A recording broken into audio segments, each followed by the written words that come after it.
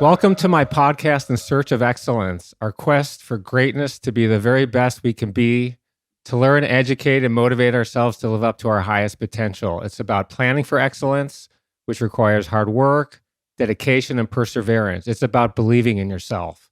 Achieving excellence is our goal, and it's never easy to do. We all have different backgrounds, personalities, and surroundings. We all have different routes on how we hope and want to get there. Today, my guest is the amazingly talented Sharon Stone. She's an incredible actress whose career spans more than 4 decades and who achieved global superstardom with the movie Basic Instinct.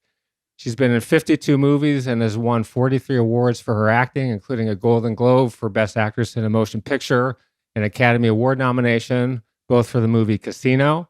She's appeared on the covers of over 300 celebrity magazines and fashion magazines throughout her career and was named by People magazine as one of the 50 most beautiful people in the world. She's a producer, the mother of 3 sons, and has been an incredible humanitarian and philanthropist. She's been honored by the Nobel Peace Laureates and was given the Nobel Peace Summit Award by the Dalai Lama.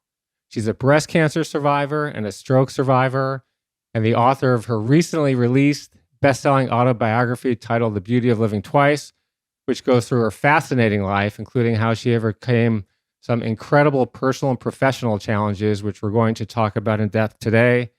Sharon, welcome to In Search of Excellence. Thank you. I'm really delighted to be here. I just want to clear up one thing. I am not a breast cancer survivor. I'm a breast tumor survivor, but lucky for me, my gigantic tumors turned out to be benign. Thank you. Thank you for the correction. I always start my podcast with our family. And from the moment we're born, our family helps shape our personality, our values, and the preparation for our future. You grew up in Meadville, Pennsylvania, a town of 12,000 people in an Irish family. Your mom was an accountant and a homemaker. Your dad was a tool and die manufacturer and a factory worker. You have 3 siblings, but I want to start with your mom. You wrote in your book, it was very raw, that you didn't like her very much growing up. In fact, at various points of the book, you said you hated her. Mm-hmm. Can you talk about your relationship with your mother? Yeah, I can. I'd like to start out by saying, well, we don't hate each other and I like her now. But it was complicated because my mother had such an horrific childhood, which when you're a kid, and particularly kids of Depression era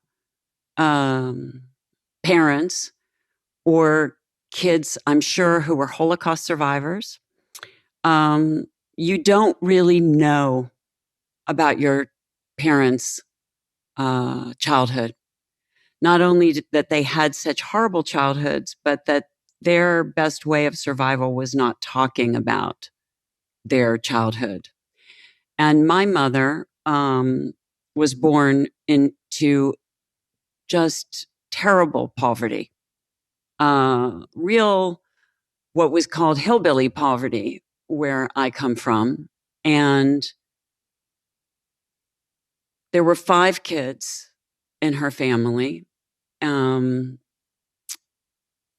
of whom was killed by a drunk driver and actually knocked right out of my mother's hand crossing the street, and she was killed and thrown in the air and came back down and was dead when she hit the ground as a very small child.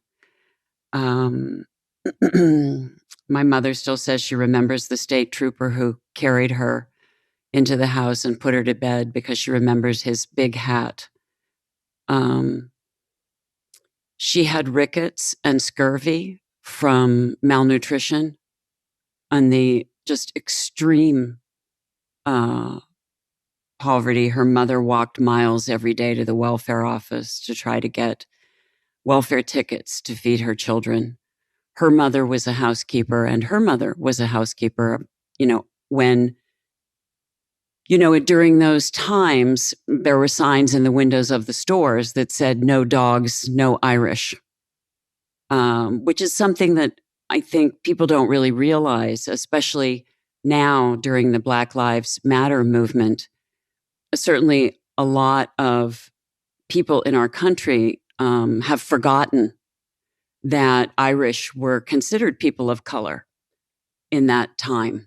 And it was a very difficult period for all Irish immigrants. And my mother was just so abused and beaten so badly by her father, as was her mother, that she went to school and she was bleeding through the back of her gym suit and was taken to the principal's office to see why. And it was as her father had beaten her, and Child Welfare Services gave my mother away to a family whom the mother had asthma and was unable to take care of her children. So my mother became the live-in maid, washwoman, housekeeper, cook for this family when she was 9.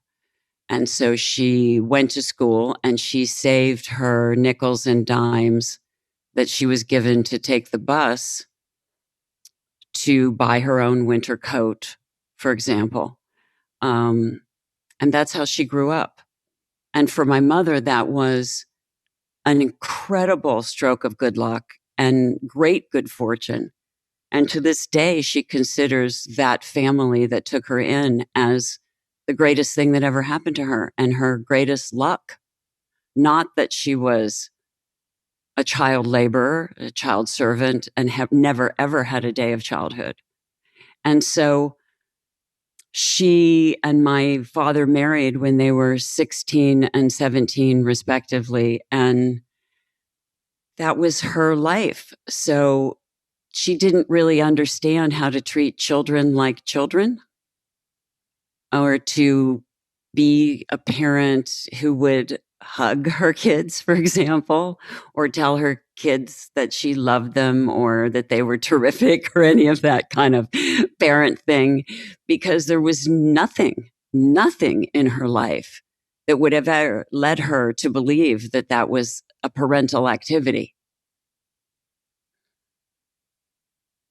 We have some interesting similarities in our background. My grandmother was raised in foster care, and one day when she was 6 years old and her sister was 7 years old, their mother had left. Their dad dropped them off on the street corner in Detroit and says, "I can't take this anymore." And they found a Christian church that took them in, gave them some food and shelter, but they split them up when they were younger. And my grandmother bounced around to a lot of different foster care homes. And she lived with a family who basically treated her like a maid. She had to sleep in a closet, and she was the maid. She cleaned the floors. She did not eat with the family. She ate separately. But she met my grandfather when he was 16, and she married him when he was 16 as well. So I certainly can sympathize with the foster care background. And it's one of the causes I support very much is foster care. Let's talk about your grandmother as well. You said that in the book, there's never been someone as beautiful as her. What was your relationship with your grandmother? And then how did your mom and grandmother, what was the mix there in terms of how they influenced you when you were growing up?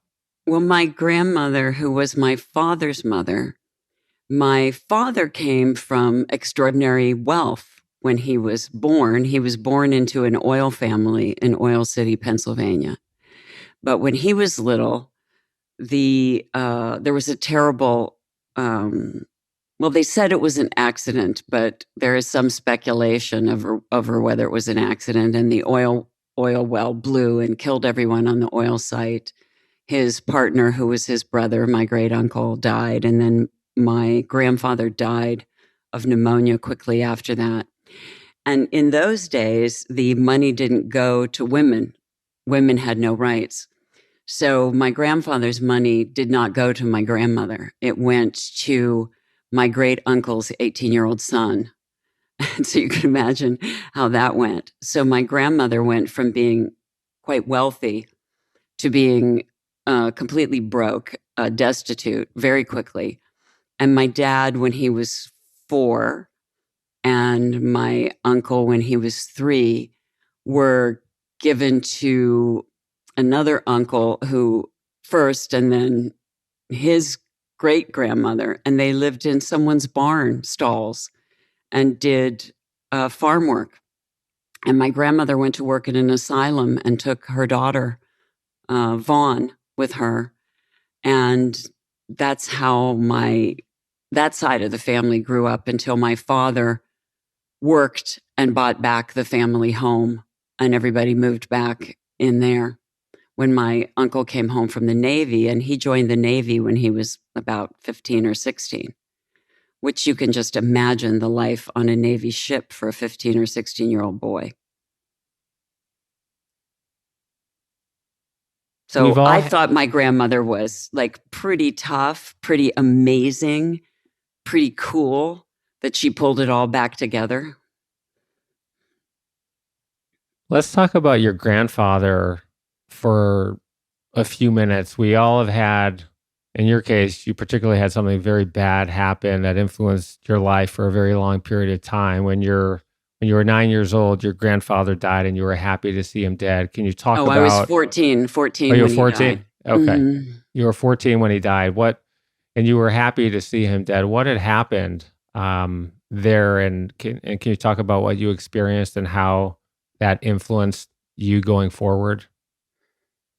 Yes. My grandfather was a pedophile, and of course, I have no real understanding of how that worked itself out with my mom and her sisters. Her sisters all died in their early 60s and had incredible mental health issues. My mother was the only one that sustained and survived. He was a horrible, broken creature and extremely abusive to my grandmother. He beat her constantly and beat her violently. And I had never seen death before. My sister and I went up to his coffin, and she asked me if he was really dead, and I didn't know. And so she asked me to touch him to make sure he was dead. And so I poked him, and we realized he was dead, and we were at the same time freaked out and thrilled that this horrible creature was done. But it's a terrible way for a child to process death for the first time, for it to be a great thing. But it was an awful experience and an awful day. And the whole situation of the funeral was not like a normal funeral where people sit down and grieve. It was a funeral where all the seats were empty and everyone stood in the back of the room in tight little clusters, murmuring. And there was no service. No one spoke. And eventually everyone just kind of dwindled out the back. It was a nightmare. Being sexually assaulted is a very prevalent problem. I don't think many people know the stats. I've been on the board of the National Center for Victims of Crime for almost 2 years, so I know some of the stats. 1 in 5 girls and 1 in 20 boys are victims of child sexual abuse. 3 out of 4 are victims from someone they know very well, and they typically don't report it because of shame. They're embarrassed. They may go to foster care. They may go homeless.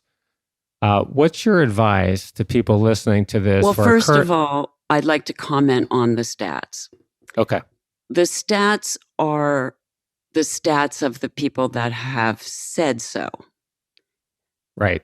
And right. And so the stats are grossly incorrect.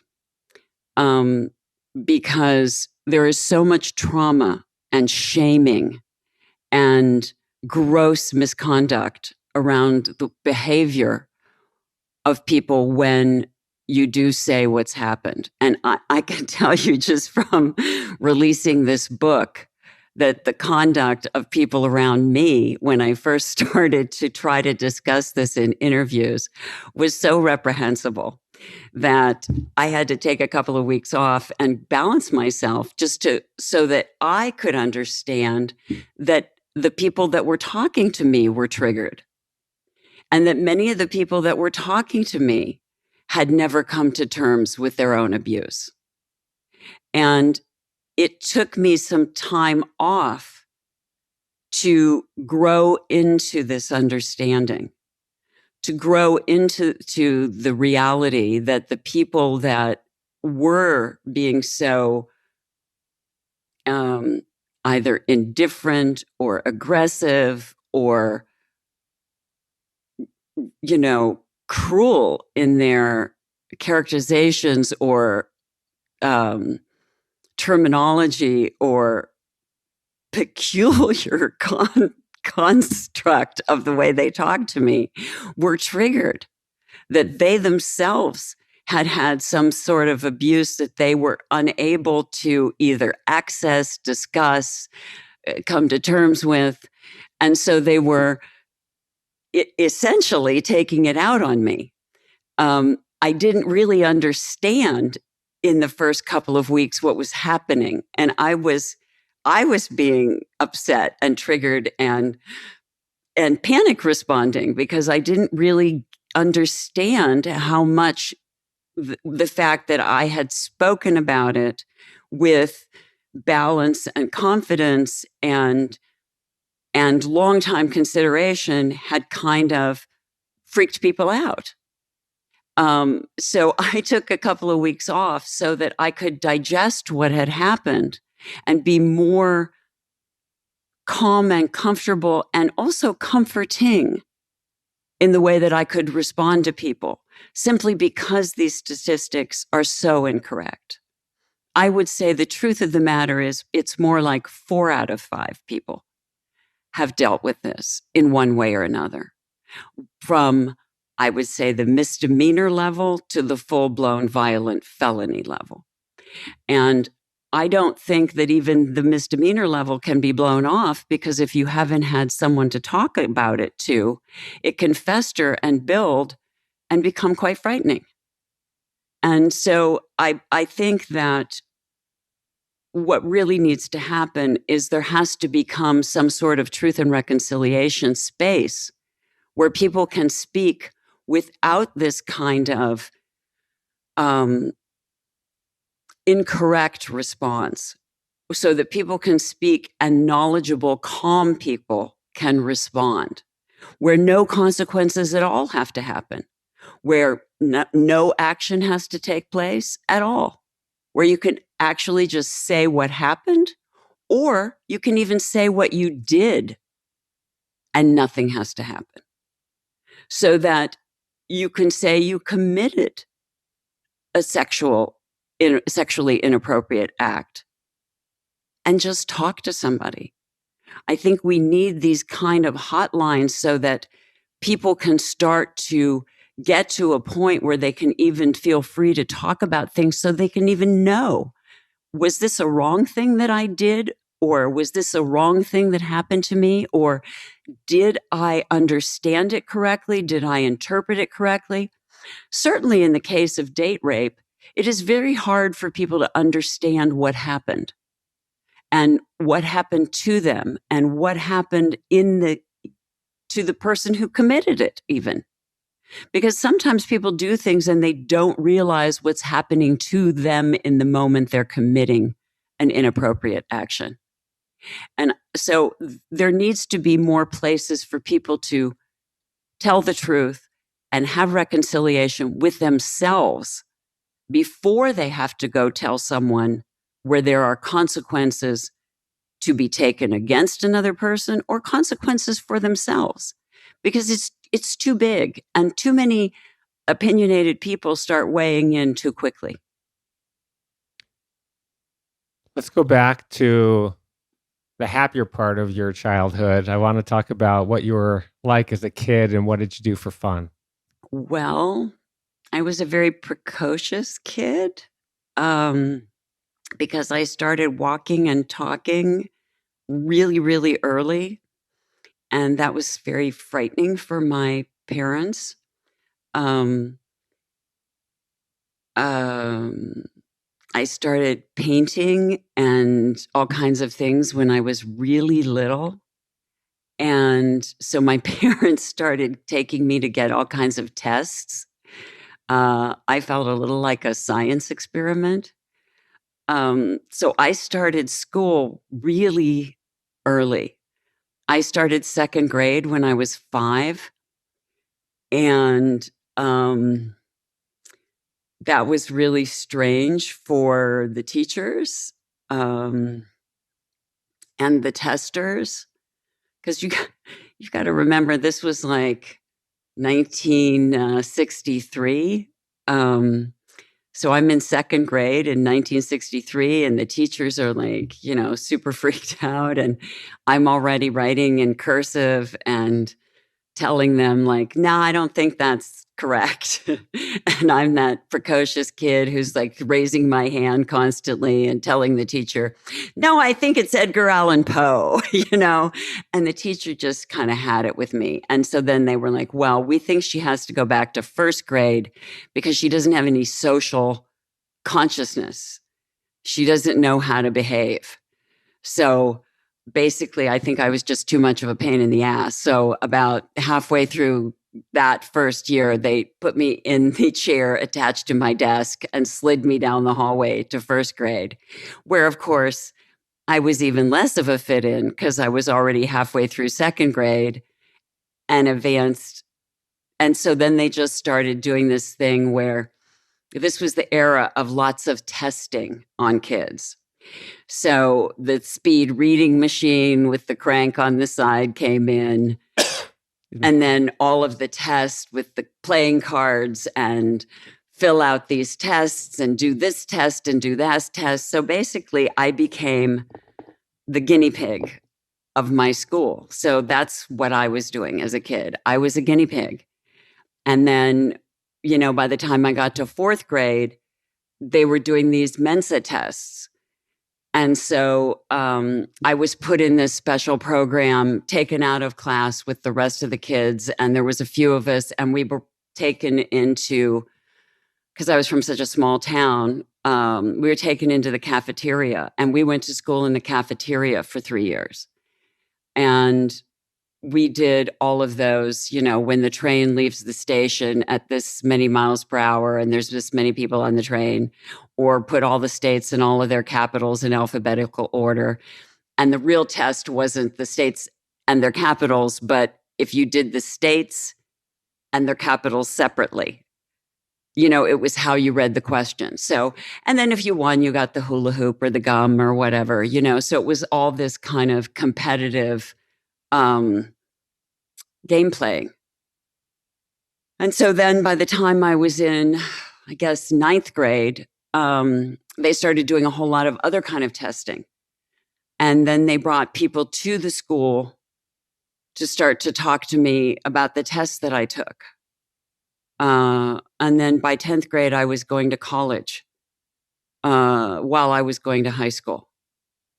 And then pretty soon after that, I was just going to college. Let's talk about one of the tests. You took a IQ test. IQ stands for intelligence quotient. And the tests are basically tools designed to measure your intellectual ability and potential. And there's general scale. It goes like this. The average score is 100, and 98% of the people taking the test score below 130. If you get a 135 to 144, it says you're highly gifted. If you get a 145 to 154, the experts call you a genius. You hit a 154, which means you're at the high end of the genius range. How old were you when you took that test? And the first did you know what it meant? Well, I've tested between 154 and 164 or 8 or something. I've taken a bunch of them. I mean, I've taken so many of them. But the first one was, I think, 158, I think. 158 maybe was the first one. But I was 4, I think, when I took that, or 5. Well, I didn't think anything of it when I took it because I was little. I was 5.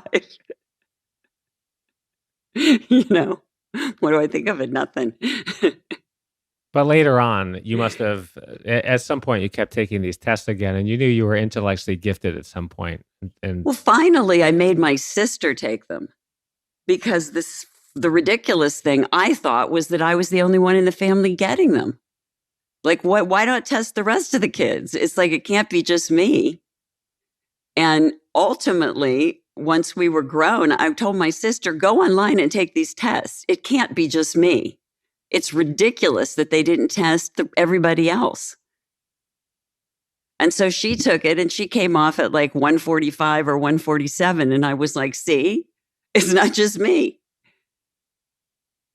let's forget the test. Let's go back to the plays in the driveway when you were a kid. I want to talk about fun and when you started thinking about your future. At what age? Tell us about the plays in the driveways. And then at what age did you first think, gosh, someday I want to be in the movie business? Well, I mean, the plays in the driveway became because I was obsessed with films. And I was that kid because on Saturday, we got all the old movies. With the 3 channels, we got all these great old movies. And I was just obsessed with these movies. I mean, like my face was like 4 inches from the TV screen. So that was the first argument was you're sitting too close to the TV. Slide back. It was as though something was going to happen to me because I was too close to the television.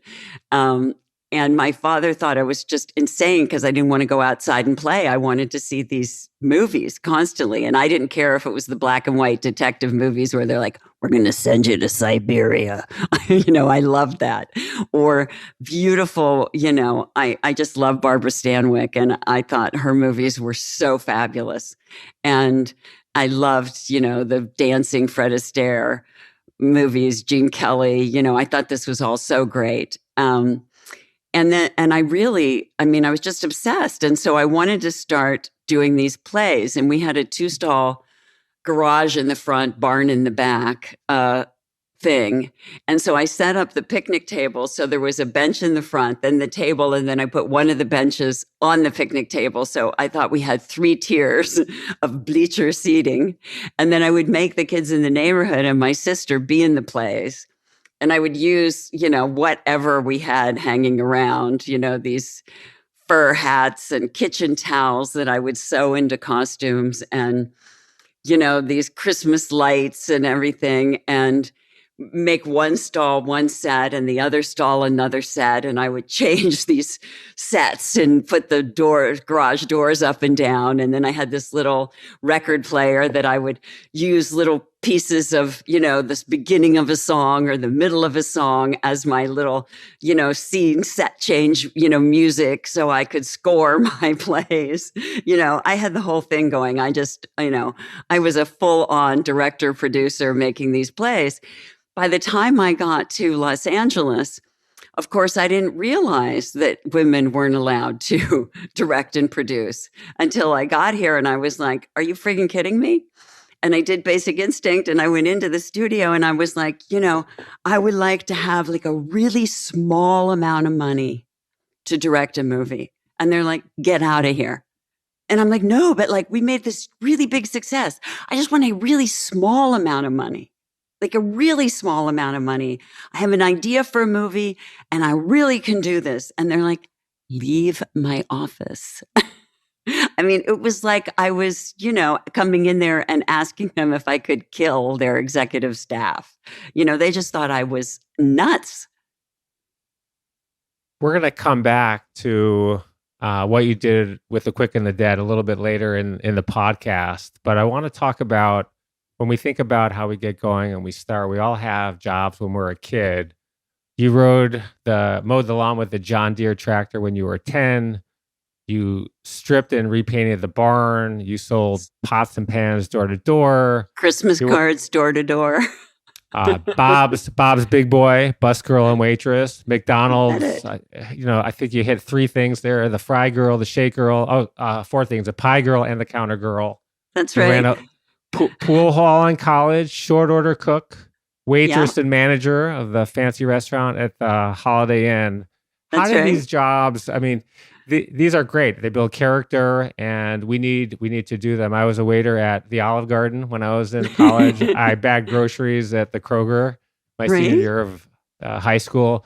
These are great jobs to have. They're great character building jobs. You What did you bet. learn? What did you learn from these jobs, and how much of a foundation did they set for your future?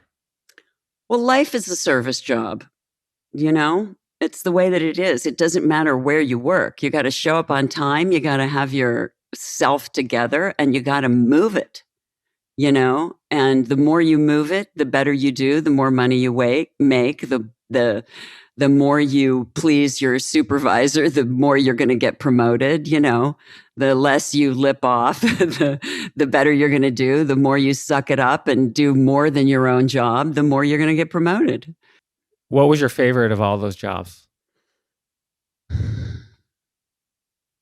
I guess I have two favorites. I loved running the pool hall. Um, I really loved running the pool hall because I liked being the short order cook. I really enjoyed that because I liked talking to the people who came in late at night, and I really liked learning to play pool. Um, and I like that feeling that like this is my place, and you have to keep it together to be in here, or I'll throw you out. Um, I also really liked when I became the late night manager of the Holiday Inn in my college town, because the acts that came through to play at the college had to stay at the Holiday Inn. It was the only place to really stay. And so I would get to meet the headliners. They would come in after the show, and I would save food and keep the bar open for them. And so I got to meet really, really interesting musicians. And then the priest from the town would come in and drink at the bar late at night, and I would get to sit and talk with him. And I have found throughout my travels all over the world that the theologians, no matter what faith, are always the most highly educated and interesting people to sit and talk to at the end of the night. I want to switch gears for a second and talk about work ethic, which I think is the single most important determinant of our success. Who taught you the meaning of work ethic, and how old were you when you actually took notice of that? Were you thinking, I can't wait to be successful one day, I can't wait to get going, but I really need this? And as part of the answer, can you tell us what a swing shift is? Uh, well, my dad was the hardest working guy ever. And, you know, in the movie business, we really work hard. And my dad worked, when we were young, my dad worked swing shift. And swing shift sucks. You work first shift one week, which is, you know, your 9 to 5, or depending on the company, 7 to 3. It depends on how they run it. Second shift is, you know, that one that's kind of like 11 to 7. And third shift is when you work nights. And my dad worked swing shift, which means you work first shift one week, second shift the next week, third shift the next week, and you keep switching. You keep switching shifts, which means you're exhausted. You're always exhausted, and you never see your family because, you know, you're always just fried. And my dad worked an hour away from where we lived. And so he was driving constantly, working constantly. And he worked in a factory. And he worked in a factory where he picked up steel blocks, and they put a blueprint on top of the steel block. And then he cut the die that's now laser cut. But he cut the die, the precision cut, into the die for machine parts, gun parts, car parts, everything, the original die that would make all the pieces that went in your car engine, all the pieces that went in tanks, all the pieces that went in guns. My dad made the original die for all of that. And so when laser started, the big companies came to find my dad to teach them how to make the original dies. And so my dad was quite a cool dude. And my dad brought up, there was a company in Mexico that wanted my dad to train their employees how to do this. And so my dad brought these 3 Mexican guys up to teach them how to do this. And there was such racial prejudice in the factory that people were very upset that my dad had brought these Mexican guys up. And my dad made a clear statement that if anybody in the company didn't like it, they could quit their job and he would hire these Mexican guys to take their jobs. My dad was so anti-racism, so hardcore against this, and wouldn't permit it in any way, shape, or form. He was really great. And he was also a feminist, which was really crazy in his period to be so hardcore about feminism. But my dad hired the first woman die sinker, which really sent the men sideways. I really got to hand it to Joe. He was quite the forerunner of bringing in people of color and women into a factory business where no one would hire women. So that's a good transition. He was a great role model on the work ethic front. At some point, you're going to start your professional career. Most people wait till they graduate college to start their career. Yours got going during college. Your uncle gave you $100 to enter a local beauty contest. If you won, you got the money to help you pay for college. Yeah. You didn't win, but a judge noticed you, encouraged you to join. I love the name of this one, the Miss Crawford County contest. And you did win that one. And it kickstarted your modeling career. How old were you at the time? And at this point, were you thinking you wanted to be a model? Or were you thinking, I'm going to try modeling and this will be a good segue into acting one day? I was, I think, 17 when I was Miss Crawford County. And part of your responsibility is to represent your county in the Miss Pennsylvania pageant. And I was such a hick. And I went to Miss Pennsylvania. And, you know, those girls that enter the big, state pageants are very, very trained and very, very professional. And sometimes they enter the pageants 4, 5, 6 times because they want to be Miss America. I mean, they're really working towards being Miss Pennsylvania. I had won Miss Crawford County, frankly, I think as a fluke. And there I was in Miss Pennsylvania, and I didn't know my ass from my elbow, And I had picked a dress for my evening gown that was, I think, quite unlike the other girls' dresses, were quite beautiful and had the gigantic full ball skirts and, were very, I think, beauty pageant style of dresses. And I picked a dress that was like a white sheath dress, quite tailored down, very plain. And it came with a white cape, which, of course, the people told me, you're not going to wear that in the pageant. You'll just wear this plain, very plain white dress, which is still very much my style. But when I saw all the girls in their sort of big, beautiful, sparkly, fabulous beauty pageant dresses, I was like, oh my God, I so don't have a clue what I'm doing. And you're supposed to gracefully walk down the runway, make a 3-point turn, smile and nod to the judges, do the whole thing, and then gracefully come back up, take your place, stand in a very particular way.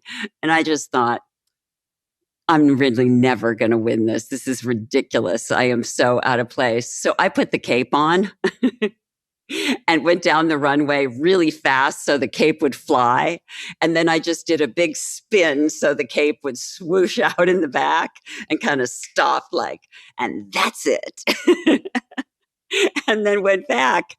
And at the end, several of the judges talked to my parents and said, you know what? She's not a beauty pageant girl, but she is a model and she should go to New York and model because she's great on the runway. And I was like, oh. So That leads us to one of the great stories of your career. Let's talk about your mom and her TV habits and the Merv Griffin show and the Yellow Pages and the art of cold calling. Well, when they finally decided that I could go to New York, um, my mom had seen Eileen Ford on the Merv Griffin show. That just shows you how long ago it was. So she looked up Eileen Ford's, was the Ford modeling agency, which was, of course, the biggest thing then, and said that we could go to New York. Actually, we went to New Jersey and stayed with my aunt, Gert, who was still alive, and took the bus into New York and wandered around like the hicks that we were and found the Ford agency and just walked in. And God bless Eileen Ford. She saw me and said that she would like to throw me down their flight of stairs and bounce the fat off my ass. Now, I was not really fat, I was like a pretty normal sized kid, like a regular sized kid, but you don't get to be a regular sized kid. And of course, then when it was probably, I'm guessing it had to have been like 1978 or 79, when it was like the girls were skinny. I mean, Pat Cleveland was the top runway model, and this was right. I mean, these were the exact days when Jerry Hall and her friend had met Mick Jagger and Keith Richards. Because when I walked into Eileen Ford that day, that's all they were talking about, is that Jerry and her friend had gone out with Mick and Keith.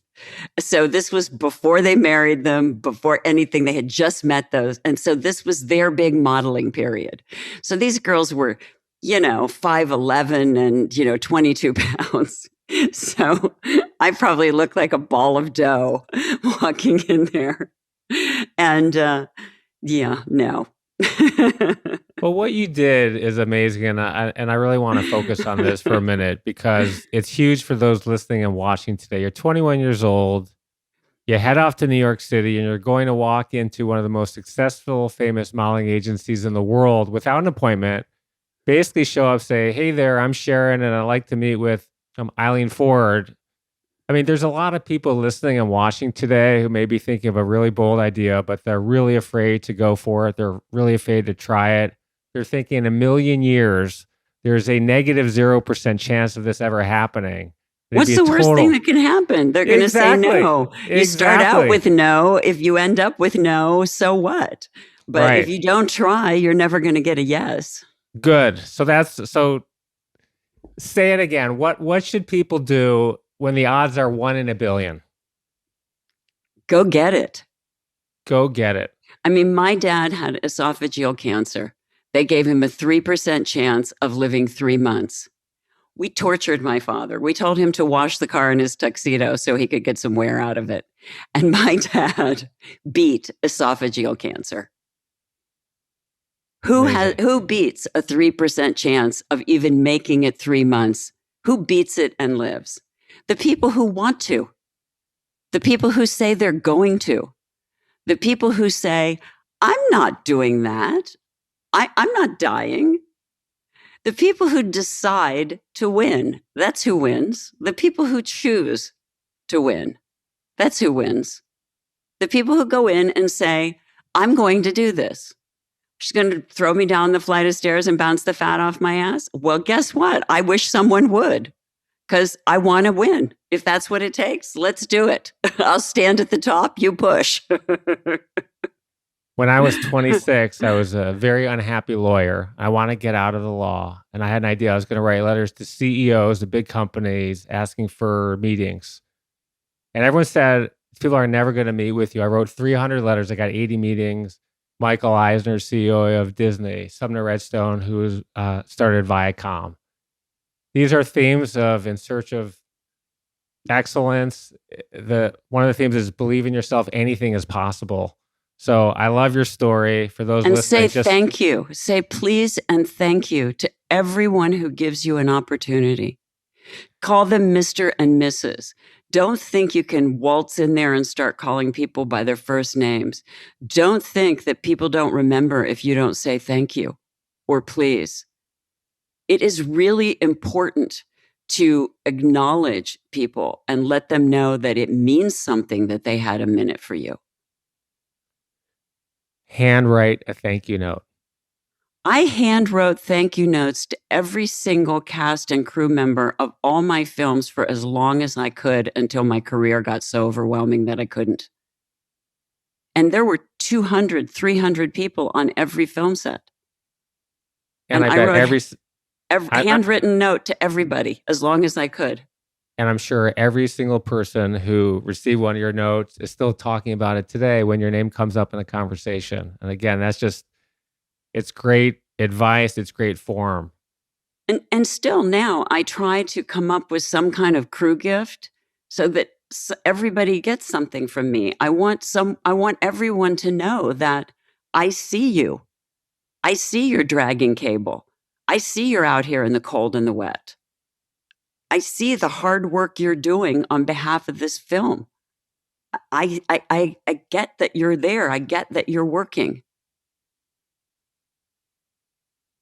So you're a successful model now for a few years. You're traveling all over the world. You have some great clients. You're earning a pretty good living. And then you say to yourself, I really want to be an actor. So you go to Hollywood one day and you say, I'm doing that too. So you move to Los Angeles. Well, And I want first you I to, stood in line in New York and got cast as extras in movies. And once I started getting a little bit of traction like that, I thought, I better move. I'm getting just a little bit of movement. I'm going to move. okay, so you go to Hollywood. How old were you? Walk us through it. Your first audition, how you got it, how many you had before you landed the extra role in the Woody Allen movie, and then as part of the story, tell us about Mr. Cheapo and how he ended up not only being cheap, but how his recommendation really changed your life forever. Well, I worked with Woody. I worked with Woody on several movies. I think by now I've worked with him on at least three movies, if not four. But the first one, I was still modeling in New York when I got cast to be in Stardust Memories. And he was so nice to me.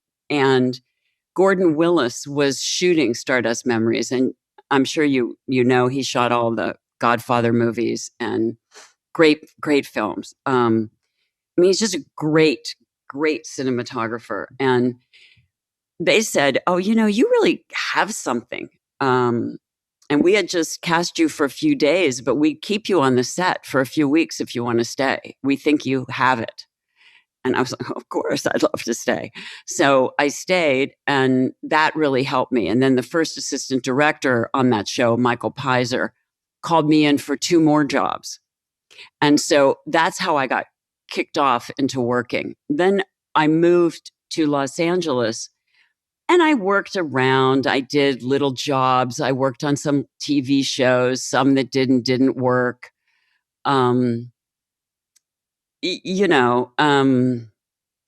I went through, a variety of different things. Then I think Basic Instinct was my 13th film, 12th or 13th film. No, 18th, maybe 18th film that I'd done.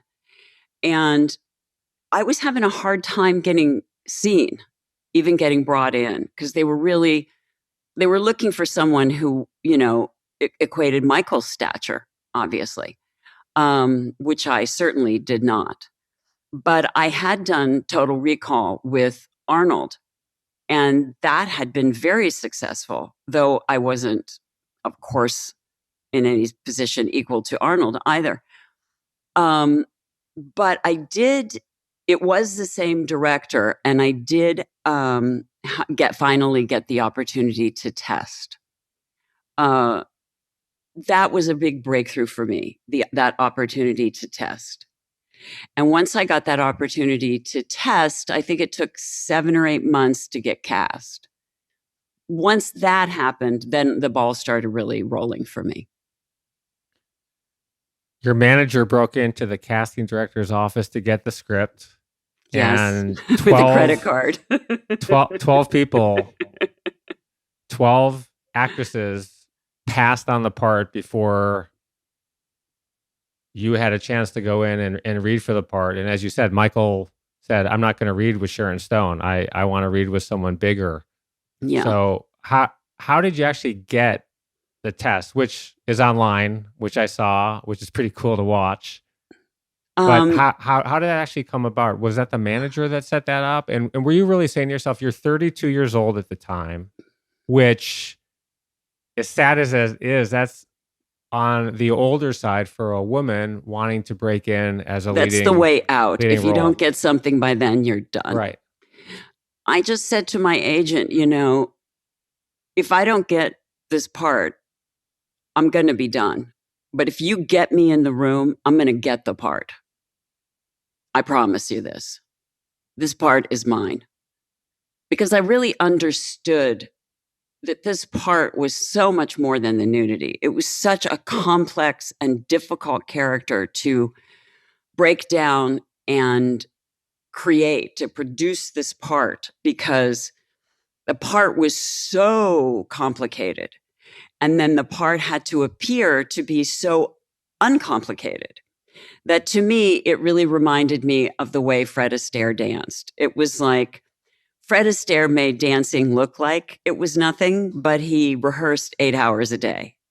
It was going to be that kind of thing where you were going to have to kill yourself to do it, but it had to look like you were just breathing. And it was really hard. I mean, I had horrendous nightmares. I was sleepwalking while I was doing it. I was, just freaked out half the time, but it came off so smooth. And that was for me my goal. I achieved my goal.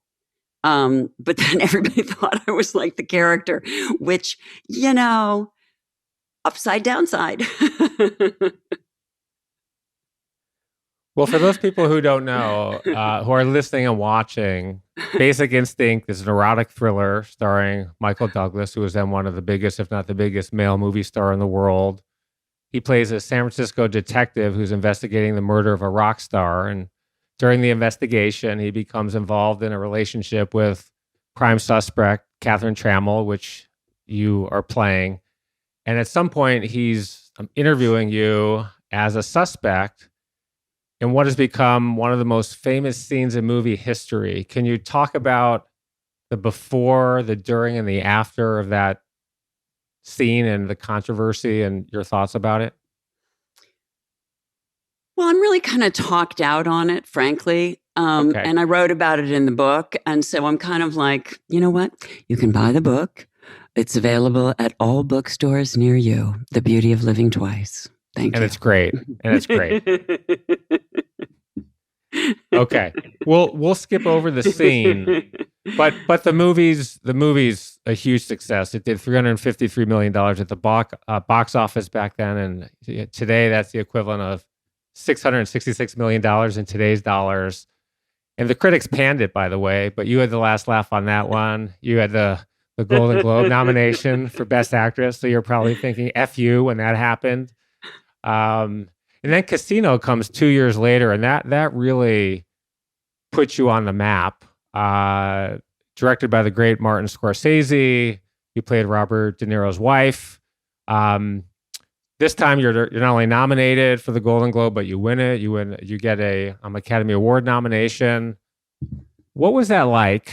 I mean, here you've got back-to-back massive hits, and your acting coach said to you at one point something about Robert De Niro. So talk to me about all that and how good that one felt.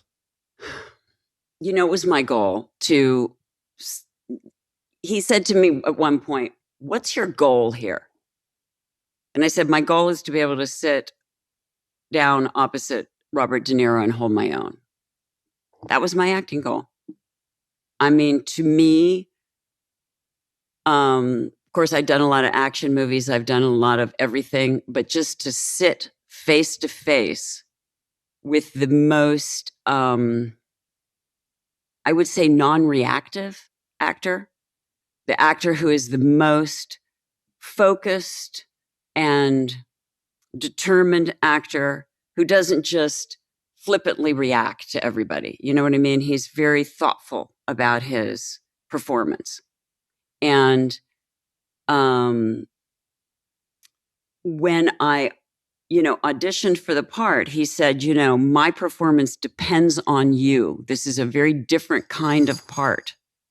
This character is very much, his whole behavior is affected by what she does. And I have to count on you.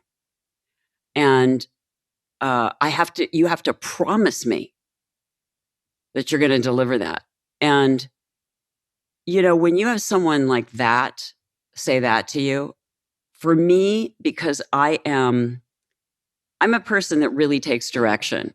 Like if you tell me, stand on your head and fart the national anthem, I'm going to figure out how to do that. You know what I mean? I'm not going to go, oh, I don't, I'm the person that's like, oh, wow, how do I figure that out? So with Bob, I mean, it was everything to me, just everything, that I absolutely delivered everything that he needed and everything that was needed for the film. And that my focus was, 100% every single second. And I really pushed Marty. I pushed him and followed him around. He told me I was like a terrier on the back of his pant leg, till he finally just turned around one day and it was like, what do you want? And I was like, I want you to treat me like you treat, Marty and Jimmy and Joey. I want you to come in my trailer in the morning and tell me exactly what you want. I want you to push me till you break me. I want you to get everything out of me you can possibly get. That's what I want. And he's like, really? And I'm like, yes, really. That's really what I want. And he's like, and then he just kind of looked at me like, I didn't really realize that you were up for it. And I'm like, yeah. And he goes, well, then I'll be in your trailer in the morning. And I was like, okay, how do you take your coffee? And he told me, and I'm like, okay. And so that night I went home and I knew he ate a particular way and what he ate and didn't eat. And so I baked what he liked in the morning and I started baking what he liked so that he would want to come to my hair and makeup trailer because I would have what he liked for breakfast ready. Because I was going to get Marty Scorsese in my damn trailer, whatever it took, because I was going to make sure that he was going to see me and push me and direct me if I had to stay up half the night baking, whatever it took. So I got him in my makeup trailer and I got him to talk to me and I got him to tell me like his most magnificent dreams for the character so that I could deliver them. And so you worked so hard doing so many movies up to that point. I think at that point you had done something like 30 movies. You get Basic Instinct, then you do Casino 2 years later, and you're working with one of the best movie casts ever, one of the best director ever. And best editor ever. And for those listeners, best score ever. One of the best movies ever, by the way. Let's just we'll call it like it is. It was one of the best movies of all time. You did a great job in that, but there's a message there to people listening and watching this today, which is you never rested on your laurels. You didn't just sit there and say, "I'm here. All right, I belong, and I'm going to do this." Here you are. You're proactively asking the best of the best of the best. How do you make me better? Tell me how to get the most. Well, I got in the town, I got in the building, but I had to get in the room. You know what I mean? You have to understand that, like, I'm not Hollywood royalty. I'm not from here, and I'm not part of the machine. And then, let's face it, I'm Irish still. So still an outsider. And so you just keep having to break through all the barriers. And then you have to keep proving yourself. And when you're pretty, again, you're, probably stupid. And you're probably a jerk. And you're probably inconsistent. And you're probably a diva. And you're probably unprofessional. And you're probably mean to people. And, so you go into every job, not even once you're established that that's not who you are. Every single job, you have to go through this all over again.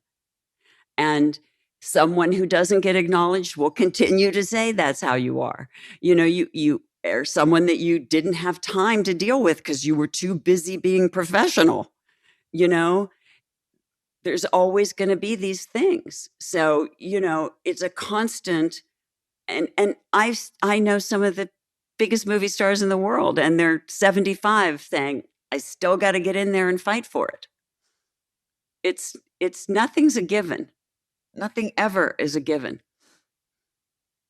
We're going to go quickly through your career, and then I want to move on to a whole bunch of other topics. I quickly want to mention The Quick and the Dead, which finally was your first producer role in 1995. And there's a story here that not a lot of people know about. You wanted Russell Crowe to be in this movie, and the studio said, no fucking way that's happening. Some unknown Australian actor that no one has ever heard of. And you put your foot down. Sharon, he played a skinhead in an Australian movie. What makes you think he's such a great actor? And I'm like, he's the Richard Burton of our times. You're just not seeing him. You're not seeing him as an artist. You're seeing only his performance. You're not really seeing him. He's Richard Burton. You have to see who he is, what he's going to bring. He brings a different type of masculinity than we're used to at this time in film. He brings this very rough, raw, yet weirdly sophisticated masculinity to film. This is very unusual what he's got. It's very special. I promise you, it's very special. Oh. Well, they said no way. You said yes way. And we had to wait 2 weeks to get him, which was really making people so mad at me. Yeah, but you used your own money to pay for a salary to get him to do the movie. No, it wasn't for him. I used my own money for Leo. Oh, for Leo. Okay, for Leo. Yeah, okay. Because Leo, they were like, we'd seen everybody, and we saw really good people.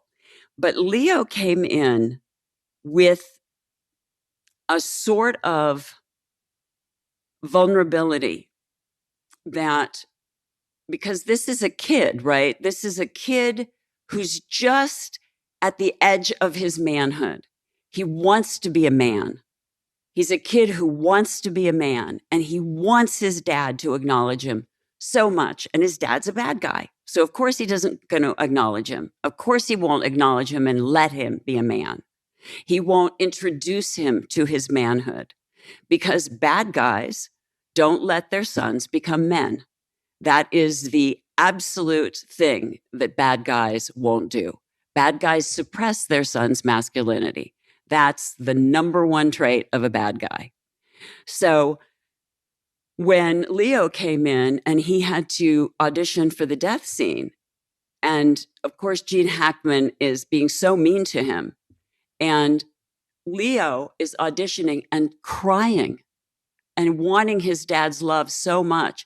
And he was the only one of these young men who was willing to show this profound vulnerability and need for his dad, even in this last moment, to let him be a man.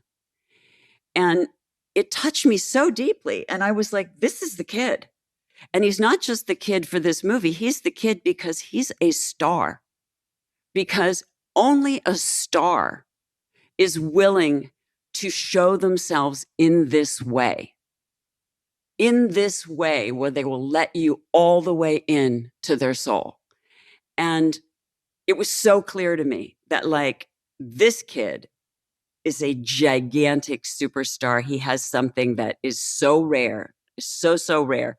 And they said to me, really, if you want him so much, pay him yourself. Well, I mean, who does that? But the answer is you did that. And I did Russell, it because I was like, you know what? I want more than I want money. I want a really good movie.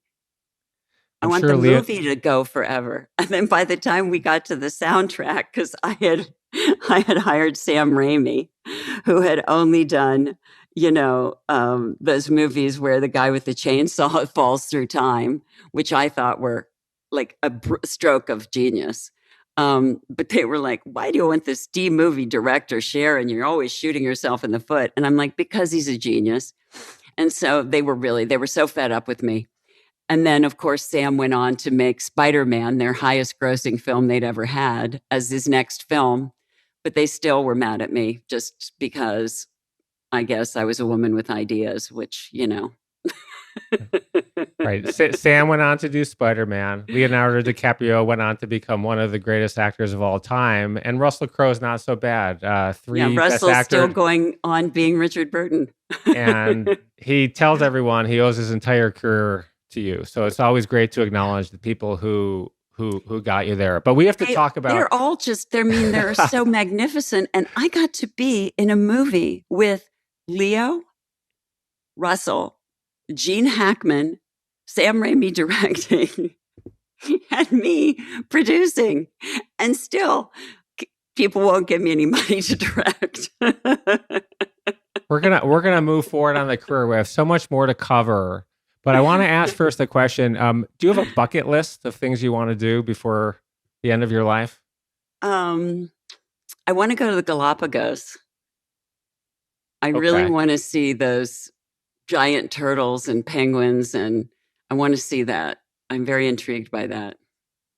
Okay, well, I have a bucket list, and one of my goals well, there are a bunch of things, but one of them was to be in a major motion picture. So now we need to talk about one of the best movies you've ever done named Alpha Dog. I don't know if you remember that in your illustrious career, but I'm ended up getting that guy.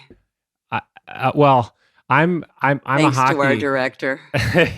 That's pretty much what happened. I'm from Detroit. I love hockey. I'm friends with some of the guys who play. And the owner of the Los Angeles Kings at the time, Bruce McDonald, owned a movie studio which was going bankrupt, and he didn't have the cash. He owned the Kings hockey team. He was trying to sell the Kings to Sony, but he basically created false invoices for the coin company that he owned to take out a loan, falsifying the collateral, got caught, went to prison. The team was sold, and Bruce knew everyone in the movie business. People really liked him. When he went to jail, people liked him. And my hockey player friend said, you got to meet Bruce when he comes out of prison. I'm a hockey fan and I like movies. And we became friends. And one night I was at dinner with Bruce and his girlfriend and my ex-wife. We're at Toscana in Brentwood. And I said, Bruce, what are you up to? And he says, I'm just producing this movie with Sharon Stone and Bruce Willis and Justin Timberlake. And I said, why aren't I in that movie? Ha ha. I went out to go to the bathroom. I come back to the table and Bruce says, you have a casting call at 1:00. And I said, yeah, right. And my ex-wife looks at me and said, you really do. He really called the casting agent when he went to the bathroom. And I said, okay, whatever. So I go to this casting office somewhere in Beverly Hills. We have a 1:00. It's at 1:00. I go there. There's all these young kids there with scripts with CAA, William Morris on the cover. They're pacing around very nervously. And they're running late. And I'm sitting there thinking, God, it's 1:00 and they're 15 minutes late. And there's got 3 guys to go. I think I may leave. I got to get back to work. But I stayed and I go and I meet with the casting director who I was talking to him for like 3 minutes. Nick Cassavetes walked in. He had just come off The Notebook. He was a big deal at the time. This was his next movie. And he says, you're a friend of Bruce? Yeah. You like hockey? Yeah. You want to be in the movie? Yeah. I said, okay, you're in the movie. And I said, just like that? He said, just like that. I said, okay, well, what do I do? He said, we'll be in touch with you. So a couple days before the scene which I was in was shot in Reseda at a house in a neighborhood, he said, come find me and I'll tell you what to do. Meanwhile, I'd never seen the script. I'd never read the script. I vaguely knew the story. The story was about Jesse James Hollywood, who was a middle class teenage drug dealer from the Valley whose teenage brother was kidnapped and then later murdered. And they needed a police officer to take a missing person report. So I was the police officer. I went, didn't know where I was, got into a police uniform. I had a gun. They said, make sure the gun never leaves the holster. And then Nick said, come find me on the set. And I'm walking around like, where am I right now? I see Nick. There's 30 people around Nick in the neighborhood. I'm afraid to even go up to him. And I said, excuse me. And he looks at me sort of like, who are you? And I said, oh, Randy, Bruce McDonald's friend. Oh, yeah, right. And he said, okay, come here. And he said, do you have something to write with? I said, no. And he just shouted out to no one, pen and paper. And someone gives him a pen and paper. He calls over a police officer. He said, okay, what would you say if you're taking a missing person report? He said, name, date of birth, social, what were you last wearing? And I'm furiously writing these down. So, okay, we're done with that. And he said, okay, go into the house right now and I'll be there at some point. Didn't tell me when. I get into this house and it's basically a family room. It's a family room and there's 20 microphones, ceiling, and there's people sitting on the couch. They have name tags. I'm on the love seat next to the couch. So you have the couch and then the seat. I'm on the seat. And all these people have these name tags on. I'm sitting there 40 minutes saying nothing, chit-chatting with the people next to me. And I finally get up and I went to the guy in charge. I said, excuse me, I am missing a name tag. And he said, oh, no, you're in the movie. And I said, oh, okay. And I went back. I sat down. I had no idea what even that meant. I was too embarrassed to ask the question. I'm there for another half an hour. And they said, okay, first team. So I see everyone get up. I'm looking around. And then you sit down right next to me. And I'm thinking, okay, I think I get it. Were you heavier and had black hair? Well, the uniform was, they certainly didn't fit it to my specs. I got to this trailer and they said, put this on. So it was a little bulky. But if you go back and watch the movie, and I can send you a screenshot of, because and you had black hair, right? Yeah. I mean, not black, but darker brown hair. Definitely but not white.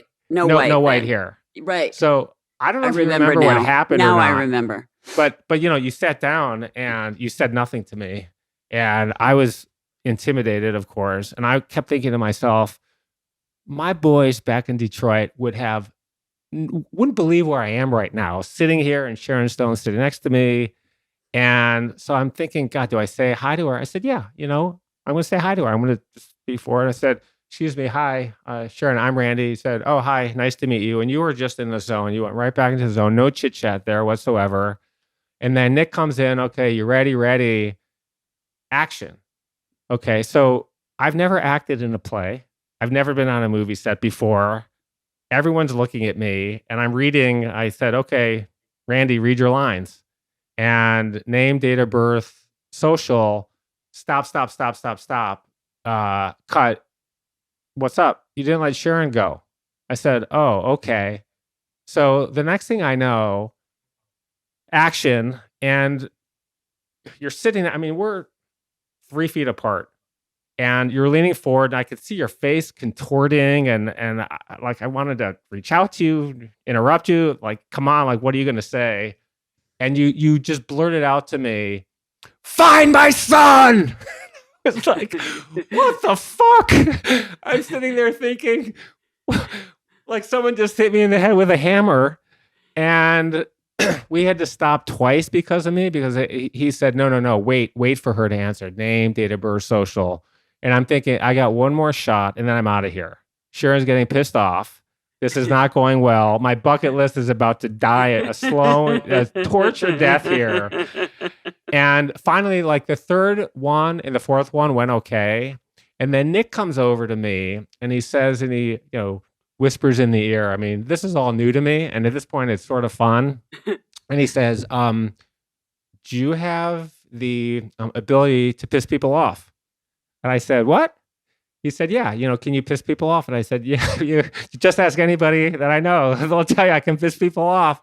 And he said, I want you to forget that Sharon Stone right now. and I want you to piss her off. I'm looking at him, what? I want you to piss her off. I want you to be an asshole cop. I want you to interrupt her. I want you to cut her off. I just want you to make her mad. I said, okay. So I think we did this for about 20 minutes. Mm-hmm. I got my bucket list. I thank you for being a part of that. I thank you for not kicking me off of the set and saying, get this guy out of here. I remember you. And I have to say, I don't like to brag about my residual check, but I did earn $4.31 last year for my you residual. Are swinging. I'm almost at a couple of, yours are probably a little north of mine, but that's when we met for the first time back in 2005. So we've known each other a while. Well, you're a real actor now. I'm an actor. You're a real big time actor, and you've learned the improv situation. I checked that off the list. It's funny because I'll tell you another funny story about this. We were in a baby group at the time. I had young kids at the time, and there's a director who was in the baby group, a well-known TV director, and I'm not going to mention his name. He was recently married a few years ago. They had a child. That's how we knew them. We were good friends. And I tell them about this whole thing. And he said, that's unbelievable to me. He said, only in Hollywood. And he said, you know what? I'm writing this series and there's a part for you that I want you to audition for. And I said, Gil, I have my own company and I have a full-time job, but, it'd be kind of cool. Tell me more about it. His wife went completely crazy. She was a makeup artist on a set. They met, they had a child, they got married. I've never seen a couple I've never seen a woman yell at her husband more than I did that day. I've been asking you for 4 years to put me in one of your shows. This guy doesn't even want to be an actor. He doesn't need to be an actor. And here you're offering to get a role in your TV show. Are you out of your mind? The show didn't get picked up. I never read for it, and lucky for you. they are divorced, and it was a very bad divorce. But it had nothing to do with that conversation. So you say. So I say.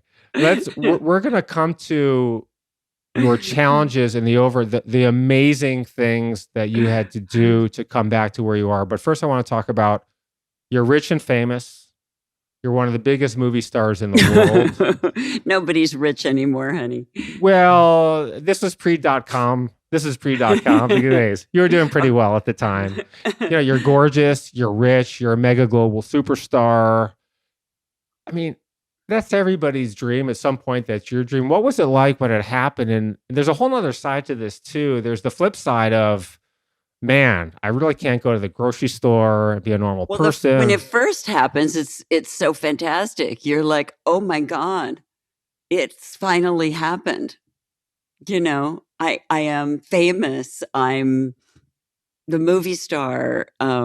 Everybody loves me. Oh my God, this is amazing. I can get a seat at any restaurant. I can get tickets to any show.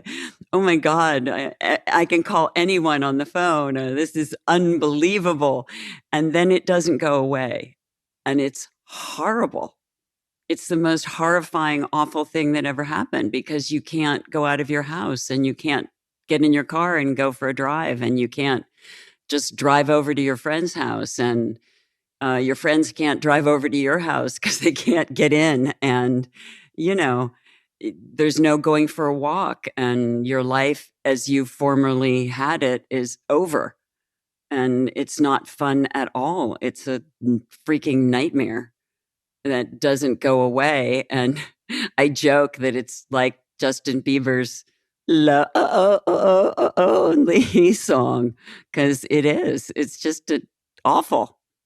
It's awful to be famous. Everybody thinks they want it. And as Sly says, everybody thinks they want it until they get it. He says, actually, his joke is, it's like VD. Everybody wants to get next to you till they see what they get. And there's some other things to think about too. I mean, you had stalkers outside your house, I think 2 within a year period. I live in a neighborhood, you live in a neighborhood where there's lots of well-known people. I mean, we live in Los Angeles, so this is the home of movie stars. Yeah. But Yeah. It, it, There's all kinds of things that go along with it, and none of it is good news. I mean, you really get over the stuff, because the stuff becomes almost stuff you can't even really enjoy anymore. Your life changes so radically, and so quickly. Once you get past the dry heaves and the whole shock of it. And, I was on Beverly Hills PD. And after it wasn't even a year, maybe 6 or 8 months, Beverly Hills rezoned and zoned my street out of Beverly Hills PD because they didn't want to deal with my fame. And so I bought a house that was in Beverly Hills, and then they zoned me out because they just didn't want to have their police dealing with all the stuff that was happening to me. And they just took me out of BHPD. They actually moved the zone about 2 feet before my street, which was one of the most shocking. I mean, there's shocking police stories, but that's one of the shockers, when you actually have your police department rezone you because they don't want to deal with helping you. That was really intense, because the police department, you get switched to a new police department. It's like, hello, that didn't change my taxes. you've had an amazing career, like all of us, ups and downs, and you've had a lot of downs. And when we talk about our quest for excellence and our search for excellence, and to believe in yourself, and to be the best you can be, we all have some immense hurdles to go through. I want to talk about some of yours, on the career front and on the health front. You've had a number of them. I'm going to tick off one. When you were younger, you were hit by lightning. The chances of that happening are 1 in 700,000. And then after Total Recall, See how lucky I am? that's 1 in 700,000. When you did Total Recall, you had a car accident on Sunset. You went home. You didn't realize you had been hurt. You had a concussion, some broken ribs, dislocated jaw, and a slip disc. Didn't slow you down. Dislocated shoulder. Dislocated shoulder, slip disc. Then you had the tumor, as you mentioned, the non-malignant tumor. You had a double mastectomy.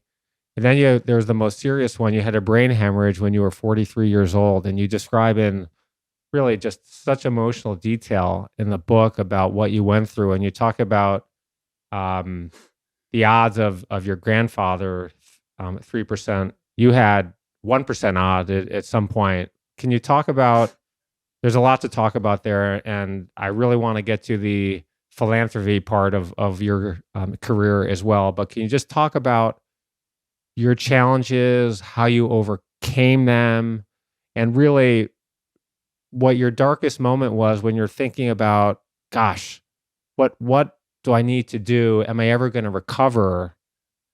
And just share that with everybody, because look at where you are now. You have a best-selling book. Your career's going great again. You have 3 amazing kids. I mean, let's just, if you could walk us through that, please. Okay. You might need golf shoes. Wow. Yeah. Well, I would like to say, just for any other people who may go through this, the odds are much better now. When it happened to me, these things had just, angiograms and all of these kind of things were all really new. And they're not new. And the thing that happened to me, there are new ways to fix it now.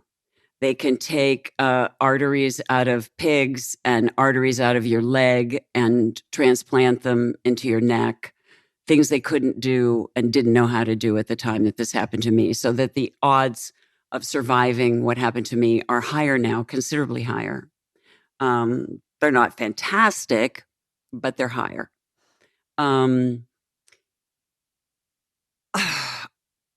I really think that when any of us face these incredible challenges, and these are incredible challenges, and I look at others who face giant challenges. I look at Gabby Gifford. I mean, what an inspiration she is. Yeah. For me, Michael J. Fox was always the person that I really, really looked to. The fact that he went through and is going through what he goes through and puts in these unbelievable performances, and they're hilarious. That he is able to face the challenges of his illness and deliver these brilliant, hilarious performances, to me, sets a standard. And I just think that you can only take it a moment at a time. It's really like recovering from addiction. You take it a day at a time. I think as we recover from anything, the most important thing that we learn is to stay present. And, when I went back to work, and I can say this very specifically, when I went back to work on Ratched, I went out to lunch with Ryan Murphy. And he said, that he wrote this part for me, and he started to describe this character that she had a monkey on her head. And the first thing that happened to me is I got filled with panic and dread that there would be an animal on my head and on my neck. And that was so frightening to me because my injury is on my head and my neck. And so he said to me, well, you don't look very excited. And I didn't want him to think, oh, that's the most terrorizing concept I can possibly think of. What if I hurt my head or neck again? And so I kept throwing things out there like, well, what about if we had a leopard? What if we had some kind of like exotic cat? And the whole time I was just trying to manage this panic that I was having. And this whole kind of like, like I have to stay in the room and it's Ryan Murphy and I have to, I'm going to have this part and I have to deal with this and I have to understand that I can do this, and I was frankly just like, because without the medication that I take, I stutter. And I'm like, oh, I can't start stuttering now. And I can't panic. I have to like process this. And he's looking at me like, she's so weird. And I'm like, oh yeah, I am. I am weirder than you even know, dude. I am so weird. You have no idea how weird it is where I've been. And I'm just thinking, okay, I can handle this. And I'm like, well, we worked with a monkey on another show and that monkey really acted out. And I'm not sure that's really a great idea. You're going to have to get a really good monkey if we're going to do this, because I'm trying to like stay in a logical conversation while having a full-blown panic attack.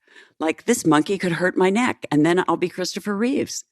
Because if I hurt the other side of my neck, I'll be paralyzed for the rest of my life. Oh my God, what am I going to do? I'm going to have a logical conversation about this. Let's talk monkeys, shall we?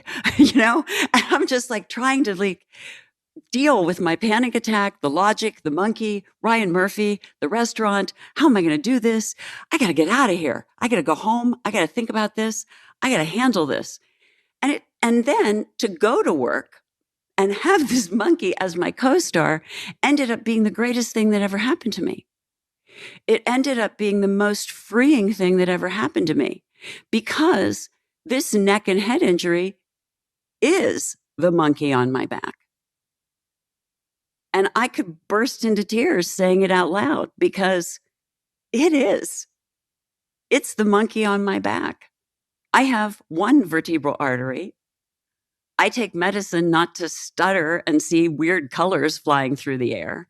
And I've managed to make it back to be able to work.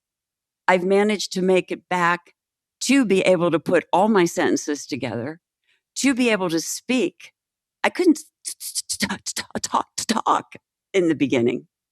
I couldn't find my cup if I put it down. I couldn't walk without dragging my right leg, and my foot was on the top. I was walking on the top of my foot. I couldn't write my own name for 2 years. And now I have to put a monkey on my head. And I'm like, don't know if I can do it. And I was like, so freaked out. And he's just looking at me like, what is wrong with her? You know? And so my terror was so real. And I wanted to just show, like, I'm okay to work. Because if you're not okay in this town, they'll drive right over your head. There's not like you can be kind of okay or almost okay or pretty good and we'll compassionately make sure you're okay on set. No, you have to be able to squat down, run a marathon, finish that marathon, and then do it again for take two, So I was trying to you know, and then I got to work and I had to make sure like I've got it together and I'm fine every day. And look at me, I'm really good. I feel so happy. I'm happy to be here, but I was freaked out. And then I'd never done a limited series before. I'm a movie star. I'm not a TV star. So I didn't know how limited series worked. I didn't know you got a different director every day and that you didn't shoot episode 1, then episode 2, then episode 3. I didn't know you shot episode 1 on Monday and episode 3 on Tuesday and then episode 7 on Wednesday. And then you went back to episode 1 on Friday. I didn't know that's how limited series worked. I'd never done one. And so by like Friday, I was like, I don't know what's going on. I don't know how this works. I thank God for Sarah Paulson, who was producing it, and said, you know what, Sharon? You just have to stay in the day you're in. And then all of a sudden I was like, right, because that's how I've been living. That's how I've been getting better. That's how when the 10% of my brain that we normally use blew a fuse, I learned how to use the other 90% of my brain. That's how I learned to do what they call in neuroscience a workaround, to get around the scarred and broken part of my brain, to access other parts of my brain and start to work in a new way. And that's how, when you lose your photographic memory from over here, you start learning how to learn, and then you learn how to remember, and then you learn how to start getting some of that photo memory back. And then you start learning how to work again, and then you start learning how work works again. And then you start learning, oh, this is how you do a limited series. Oh, and this is how you do that. And oh, this is how you do this and that. So the whole of the Ratched experience was for me relearning kind of my old job in a new way, in this new format of the digital limited series, while I had something on my head and neck, which was my don't ever touch me there place. So it was daunting and thrilling. And then for me, this private, huge accomplishment, which, thank God, Ryan shot in my friend's home, a home that I knew like the back of my hand, which I think he did in a really gracious way. It was such a gift to me because it was a house I'd been in 1,000 times. It's a great story of overcoming just incredible odds. And oh, I was so lucky. I was so lucky for that specific job and those specific challenges to happen to me. Just in terms of lucky to be alive, but not only did you survive, but you thrived, and you did a lot of work to get there. A couple of years, you said it took you to get back, and I just 7. It took 7 years to get all of my walking, all of my talking, and all of my remembering consistent.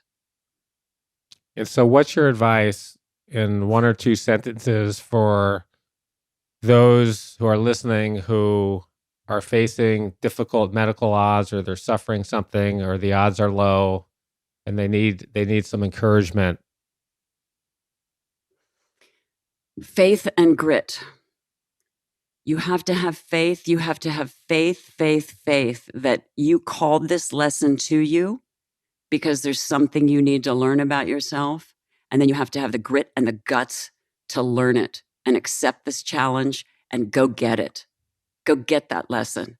Go become the you that you needed to become. Go become the you that is bigger than the thing that happened, because there is a you that's bigger than the thing that happened to you. We're near the end, and we have to talk about your philanthropy, which I think is the crown jewel of all the incredible achievements you've had in your life. You received, as I mentioned before, the Nobel Peace Summit Award, which is an award that all the Nobel Peace Prize winners give each year to whoever in the world of culture and entertainment make the biggest impact in terms of promoting peace. You joined Mothers Against Drunk Driving in 1980 after you learned that your prom date in high school was killed by a drunk driver on his motorcycle. 1984, you got involved in AMFAR, the American Foundation for AIDS Research, after you shot a movie in Zimbabwe where you watched two young kids with AIDS, one carrying the other who was mute. That was 37 years ago, and you've been their spokesperson now for the last 26 years.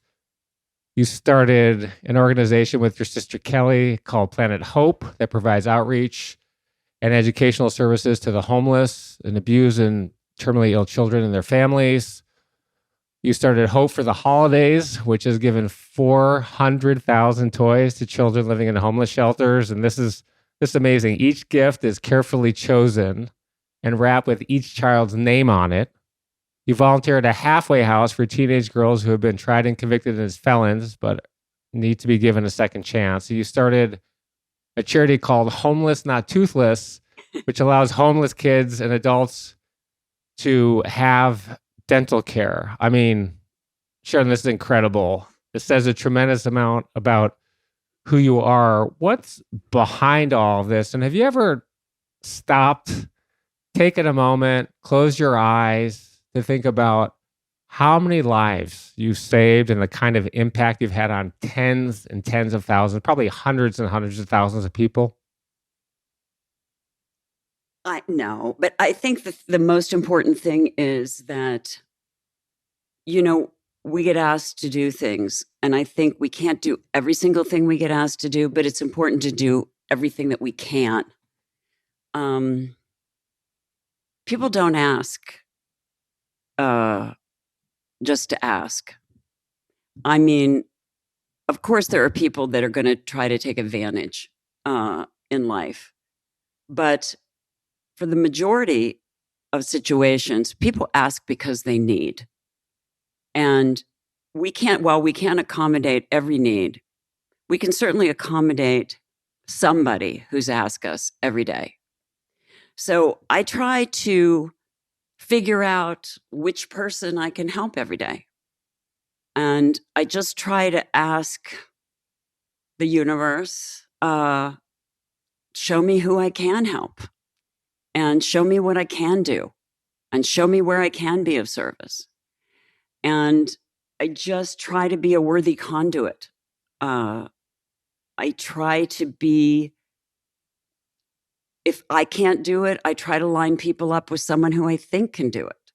I'm not always the answer to everybody's issue, but I do know a lot of people, and sometimes I'm the right answer. And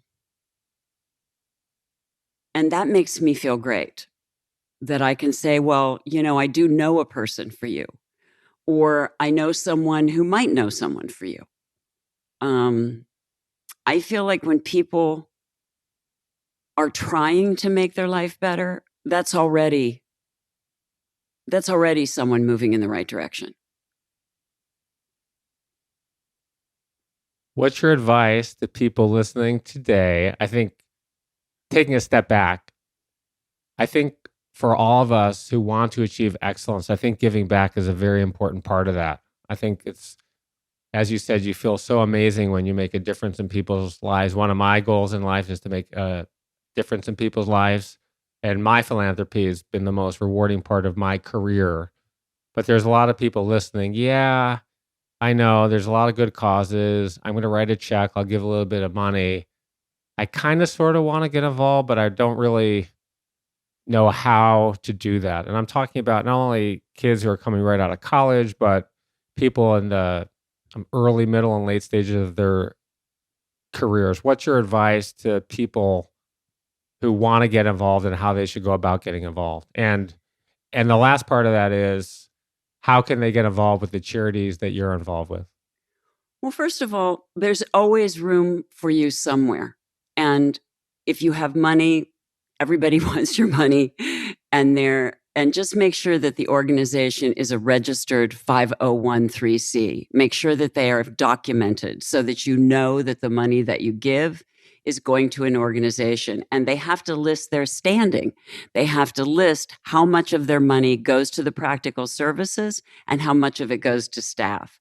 So when you look up their website, look at how they're rated. And then you can see, is the money that you give actually going to the cause, or is it just going to the staff? So you can look it up and you can see their rating. So it's really good to look and make sure they're registered. That's one thing. Another thing is, a little bit of elbow grease is wanted everywhere. So you can go in and you can work at any soup kitchen in your town. You can go in and offer your services anywhere, homeless shelters, just anywhere, Salvation Army, any of these places that give donated clothing and stuff. They will accept your help to do almost anything. You can wash clothes in your washer. You can give hours to work. There's so many volunteer positions available anywhere. And you can just look up online, where can I volunteer my time at a charity in this zip code? And you will get some answers. Of course, Planet Hope would love for you to volunteer. We have camps. We need camp counselors. We need doctors and dentists and everything, because these kids come out of shelters. And the reason that we started Homeless But Not Toothless is because you can actually go to school if you're homeless, but you can't go to school unless you have your teeth checked. And you can't get a job if your teeth are falling out. So we needed to make sure people could get dental care. And so if you can provide dental care or medical care or any kind of care at all, babysitting even, so that women can go to work, you can offer all kinds of support so that people can do the things that they need to do to get jobs and don't have the money to pay people to do so that they can go to work. So healthcare of any kind, childcare of any kind, tutoring services of any kind. And you don't have to be a teacher to give tutoring services. You just have to be good at it. Can you help a little kid with his homework? Can you teach someone an instrument? Anything. You can offer anything you're good at to anybody. When we're finished with the video, before we put it up on our website, we're going to list all of your charities and put all the contact information up there. Thank you. So people will know how to get involved with those charities. They're all amazing causes. Thank you. We've covered a lot today, and I want to end by asking you, is there anything we haven't covered in our search for excellence to reach our potential, to overcome our obstacles, to be the best we can be, and to believe in ourselves that we haven't covered? And what advice do you want to add to what we've already gone over today? Yes, I would like to say that if you feel you're being abused in any way, it's not a secret that you should keep. There is a thing called Teen Line that you can call, and there are teenagers that will answer your call if you're a kid or a teenager and you don't want to talk to an adult. Call Teen Line. If you feel afraid and you need to go to a shelter, but you're afraid that your spouse will find out, there are lines that you can call that will protect you completely, where you will remain anonymous. And we're going to put some of these numbers up for you. If there's any kind of domestic abuse and you feel so terrorized that you can't get out and you can't make a call, there are ways that you can call that people can't find out that you've called. We're going to put numbers up so that you will be able to call anonymously and get help. But if you are in a situation where you are so bullied or oppressed that you can't ask for help, we're going to put up ways that you can get help. And I do want to say, if you feel you can't ask for help, that's the time when you really do need to ask for help. Because if you feel that you're so in danger that you cannot ask for help, please know that this is the time that you must ask for help and the time that you will be helped. Thanks. Thanks so much. Sharon, this has been fantastic. I'm so grateful to you for sharing your story today. Look forward to seeing you again. Randy, I'm really honored to be included in this series. You've interviewed some of the most extraordinary people in the world, and I'm just honored and humbled to be among them. Thank you, Randy, and all the good work that you do in the world, and everything you've given to the world is hugely meaningful, and you are to be applauded for everything you do, and just knowing you is a part of my bucket list. Well, incredible. You're incredible. Sharon, thanks.